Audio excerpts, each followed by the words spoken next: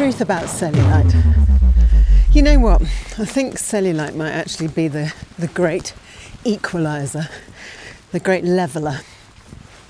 Those dimples on the backs of your thighs, your bum, that cottage cheese look.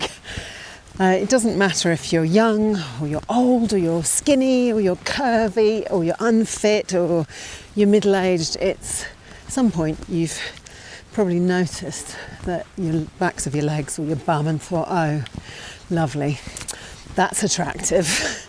And here's the thing, cellulite isn't just about age or weight or even genetics. I had cellulite on the backs of my legs from when I was about 13, maybe even 12. And looking back, I wasn't even particularly overweight, and yet there it was. And like most women, I just kind of thought, I'm just going to have this forever. So it felt like it was something I was going to live with because it didn't seem to be affected by, how many calories you ate. Fast forward to today, and I've largely got rid of my cellulite. Yeah, even though I'm now, heading towards old. And there's still a little bit there. But to be honest, it's night and day compared to what it used to be. And I didn't fix it with weird gadgets or expensive creams or miracle detox teas. I did it by changing what I eat, and especially by cutting out the sugars and the seed oils and changing how I move.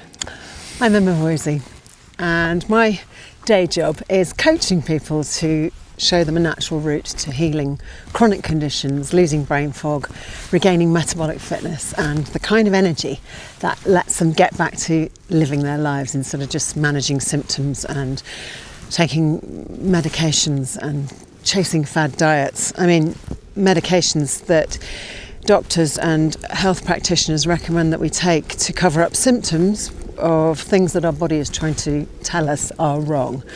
And you take that medication and then it has a side effect. Maybe it did cover up the first thing, but now you've got something else has started, and now you need to take another medication to manage the side effects of that first one, and then now you've got two medications and they're interacting, and then there's another side effect and another side effect, and they just keep popping up like, what's that game, whack-a-mole, until you've got a box of medications that's half the size of a small fridge, and your whole life is ruled by these chemicals that you're putting in your body that your body doesn't know what to do with half the time, just in my humble opinion.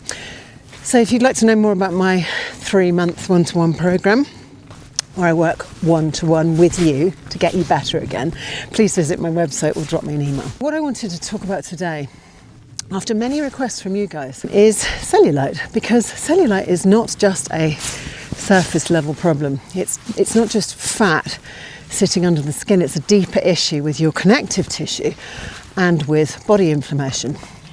And the good news is, once you understand what's driving it, you can actually do something about it. And I want to say right up front that cellulite is not a moral failing, and it's not something you should have to feel ashamed of, but of course we are. And in fact, about 90% of women have it, and plenty of men. But here's the key. Cellulite isn't just a surface problem either. And it's not just about fat, which means creams and gimmicks and miracle treatments aren't ever going to fix it. If you can have liposuction and have the whole lot sucked out with a thing like a vacuum cleaner.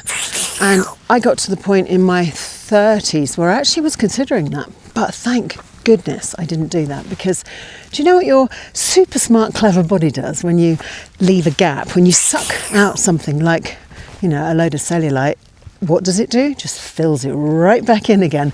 The fat cells that are left just expand because they've got more room now, and you're back to square one if you don't change the root cause of what put that there in the first place. So let's bust a couple of myths straight away. Myth number 1, cellulite is caused by being overweight. Nope. Okay, so being heavier might make it more visible, but thin women get cellulite too. Why? Because it's about the structure of your connective tissue, not just about the amount of fat that's underneath it. Myth number 2, you can get rid of cellulite. Hi, Manx, come on. You can get rid of cellulite with a cream. Sorry, again, no. If it were that easy, we'd all have baby smooth thighs by now. I know this from first-hand experience. So if cellulite isn't just fat and it isn't fixed by potions and lotions, what's really going on? Well, that's where things like seed oils, which I've talked a lot about recently, collagen breakdown and hormones come into the picture. And this is the part that not enough of us are talking about. So today I'm going to dive a little bit deeper. What cellulite actually is, why vegetable oils are one of the biggest culprits, and what you can realistically do to reduce it. Not overnight, obviously, nothing happens immediately, and certainly not with potions, but by rebuilding your body from the inside out, which is actually the only way you can rebuild your body. There's some actual snow here. Look at the snow, Maggie. Look at the snow. This is the first time it snowed in this season. What are we? We're still in September. It's not very much, but it's there nonetheless. Just a scattering, it'll be gone in a couple of hours.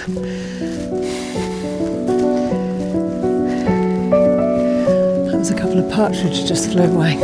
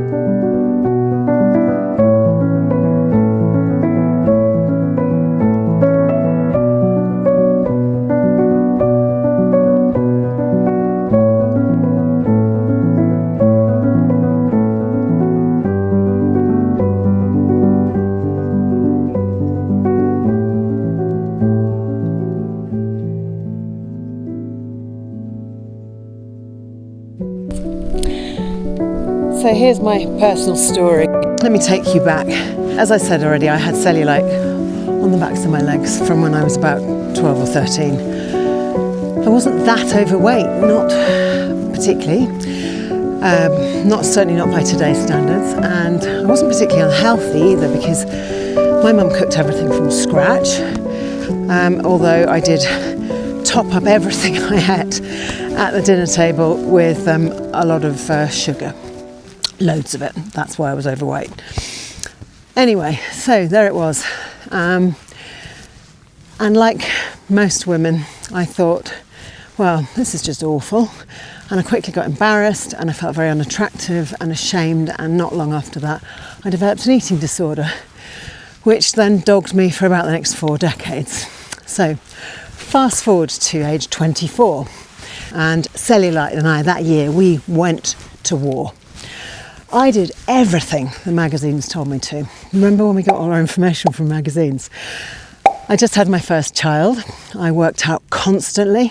I invested in a magical cream that promised me the world, and it cost me an eye-wateringly large amount of money. And I went to work with the daily massage, with the skin brushing, with the trampolining, on a rebounder. Thrashing myself at the gym, spent hours in there. Step classes, I loved step classes, so I did a lot of them. Remember Reebok Step? Tons of cardio and eating low fat, of course. It was the 90s. Everybody ate low fat. That was the way, wasn't it? That was the only way. And lots and lots and lots of vegetables and healthy fruits. I mean, fruit was all I ate for the first half of the day. I would have a big bowl of fruit for my breakfast, and God, just thinking about it now, thinking about the blood sugar spiking effect of that, and how, an hour later I was starving. Well, of course, but I didn't know about blood sugar back then. Didn't know about insulin resistance, which was probably already well on its way to being established in my body. I had every confidence that all I needed to do was be consistent, follow these steps.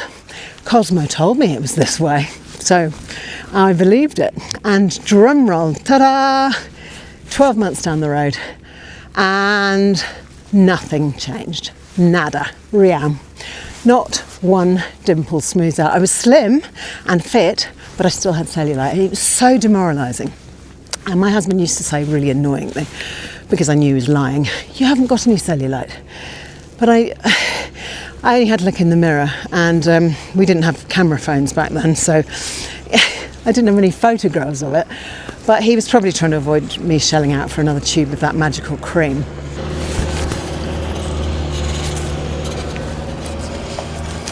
Well, there's mushrooms out here.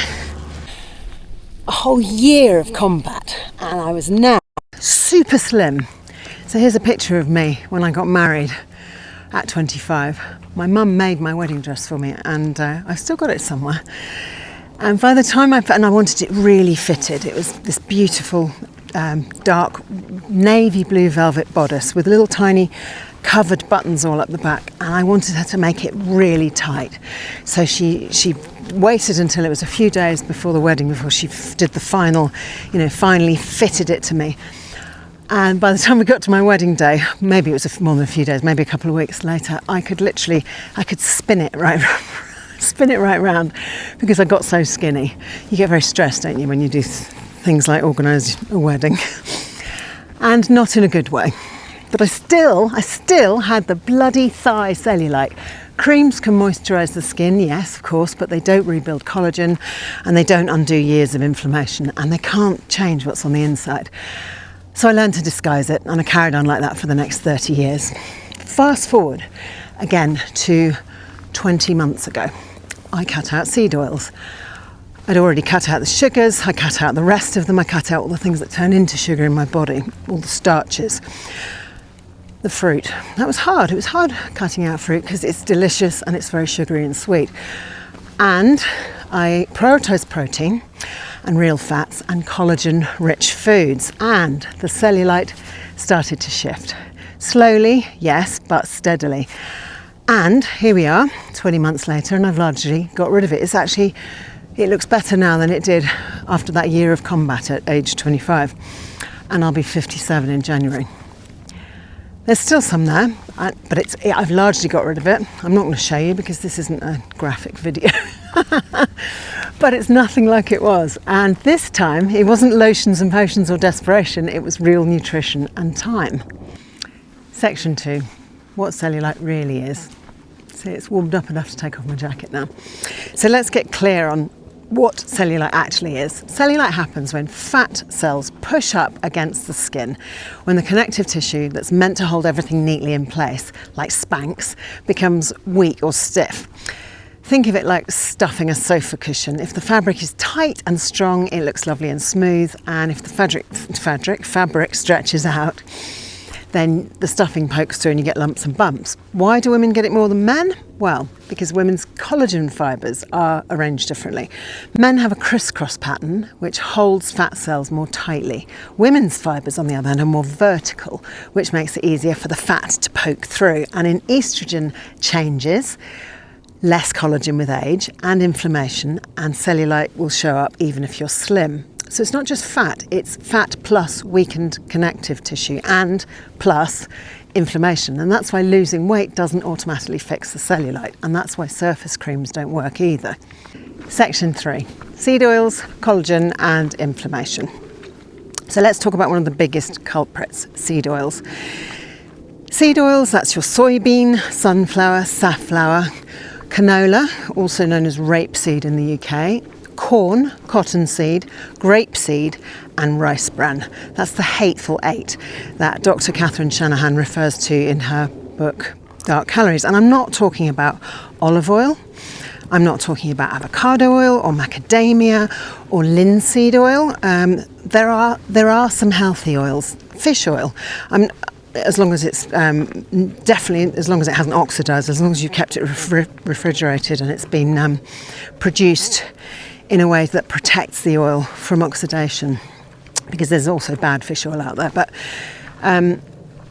these oils are loaded with unstable omega-6 polyunsaturated fats. Yes, those polyunsaturated fats, which we've been told for decades, and we're still being told, are heart healthy. They oxidize easily, which damages your cell membranes and inflames your tissues and weakens collagen and elastin. And collagen and elastin are exactly what keep your skin firm and your connective tissue strong. Dr. Catherine Shanahan, in her book Dark Calories, calls seed oils the most toxic calories in the human diet.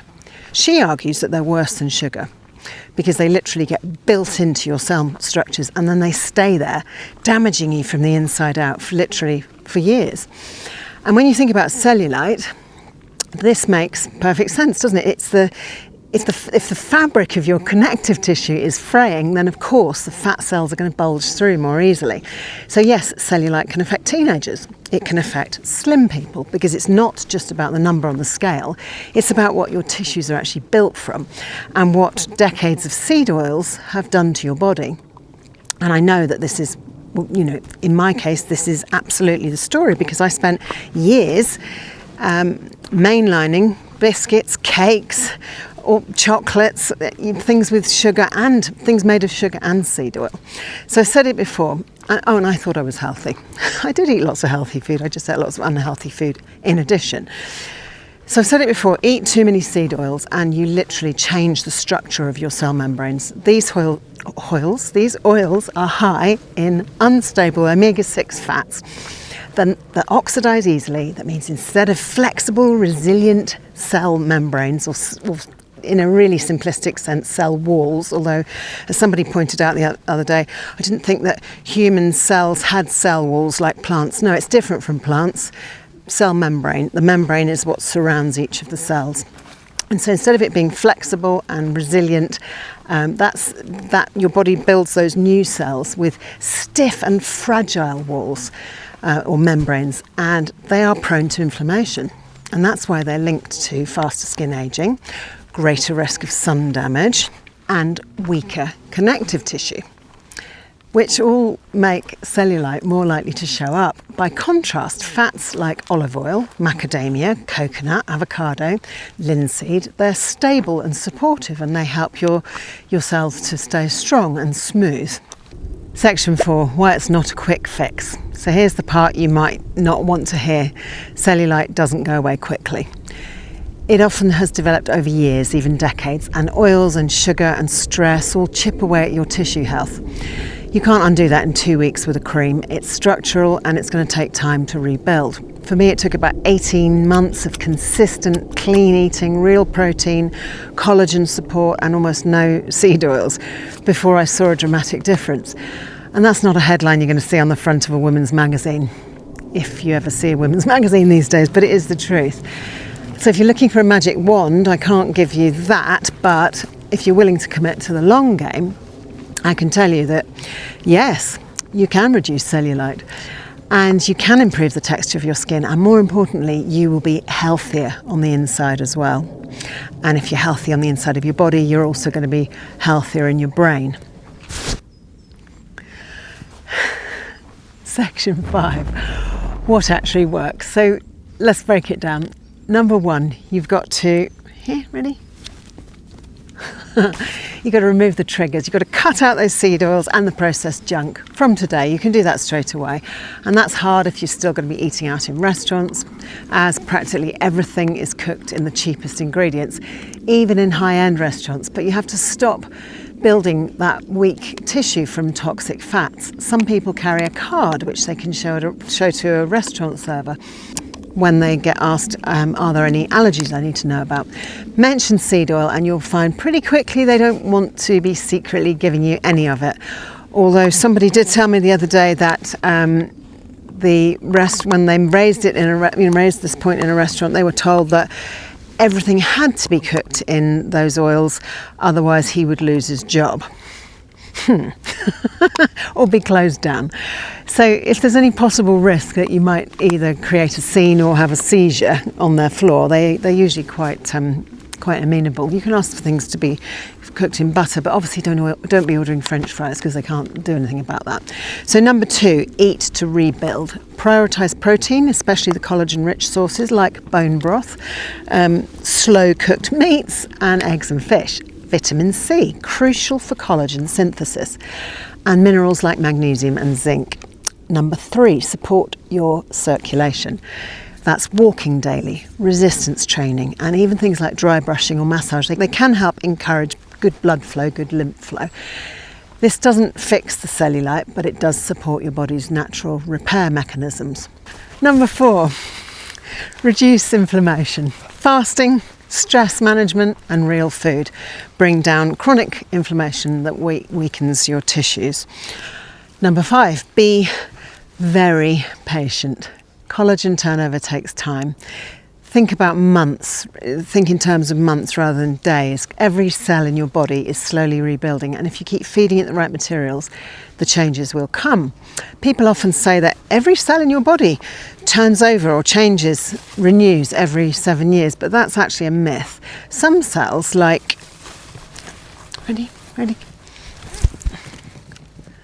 Some cells, like those in your gut lining, they turn over every few days. Skin cells renew about once a month, red blood cells every few months, while fat and bone cells take years.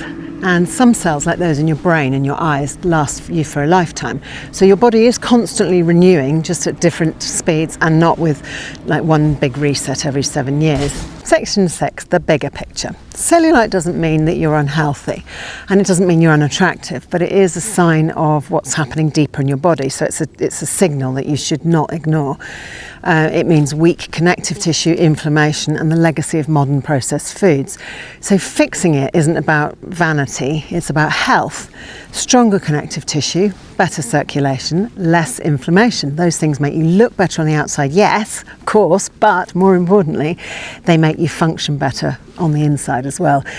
So if you felt frustrated or hopeless about cellulite, don't. You're not broken. You don't need those expensive, eye-wateringly expensive creams. You need real food and patience and consistency. So for me, it's been, like I said, 18 to 20 months of really focusing on real food, no seed oils, although a few have slipped in along the way, prioritising protein and collagen, and I've seen massive improvements.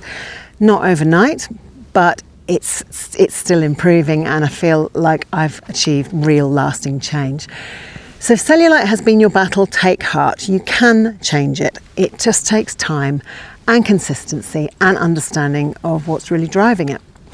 I'm Emma Voysey, helping you swap Menno belly for muscle and proving that you don't need calorie counting or rabbit food or pink dumbbells to get you there. If you're interested, as I said, in that one-to-one coaching, drop me an email. I do have some spaces left for my 3-month course running up to Christmas. And that's Christmas 2025. So if you've enjoyed this video from the beautiful scenery of the Pal ski area in Andorra, that's my son over there with Mikey in the woods. He's been doing the drone footage. And in addition to the drone footage, this is what Oscar's also been doing, is picking mushrooms. Look at that, amazing. Apparently some of these may well be poisonous and some of them are edible. So I'm really hopeful that Oscar can establish which is which before we pop them in an omelette. But look at that, amazing, they're so pretty. Look at this. Did you say this one's a good one, you think? And apparently yes, some of them are a bit maggoty. So no good for vegans. Wonderful.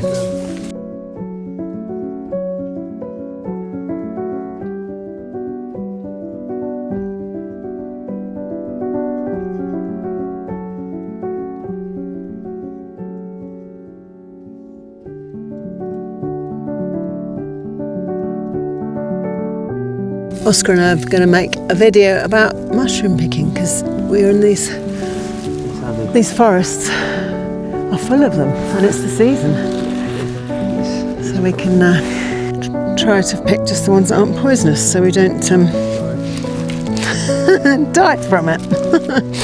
Then you might enjoy one of these two next, and in the meantime, nourish, don't punish, and remember that you're in it for the long term, and I'll see you hopefully on my next video. Cheerio for now.